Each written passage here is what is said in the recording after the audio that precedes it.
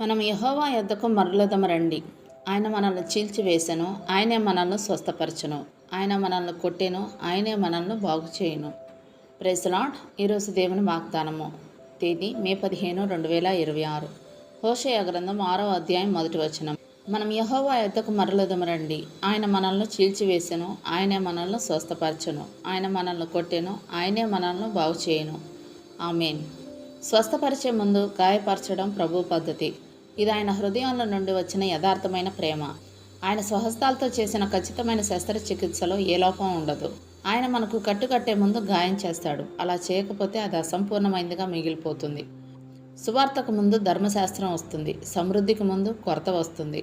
నిన్ను ఒప్పించి నలుగొట్టే పరిశుద్ధాత్మ చేతిలో ఉన్నావా? మళ్ళీ మళ్ళీ నిన్ను భయపెట్టే ధర్మశాస్త్రం అనే దాస్యపు ఆత్మకు లొంగిపోయావా?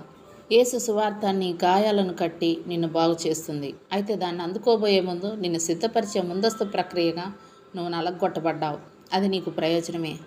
ఏ డాక్టర్ అయినా రోగికి సగం ఆపరేషన్ చేసి కుట్లు వేయకుండా రక్తం కారుతూ ఉన్న పరిస్థితుల్లో వదిలేస్తాడా? ప్రభు మన పాత ఇంటిని నేలమట్టం చేసిన తర్వాత అంతకంటే మంచి ఇంటిని కట్టకుండా ఉంటాడా? అసలే ఆందోళనతో దయనీయమైన పరిస్థితిలో ఉన్న మన పాతను కావాలని ప్రభు అధికం చేస్తాడా? అలాంటి ఆలోచన మనకు దూరం అవును గాక. దేవుడిచ్చి నీ వాగ్దానాన్ని స్వతంత్రించుకొని ఆయన కృతజ్ఞతాస్తుతులు చెల్లించుకుందాం. అట్టి కృపాధన్యత దేవుడు మనకు అనుగ్రహించునుగాక. ఆమేన్. దేవుడు తన పరిశుద్ధ వాక్యం మన వినికిడి యందు దీవించునుగాక.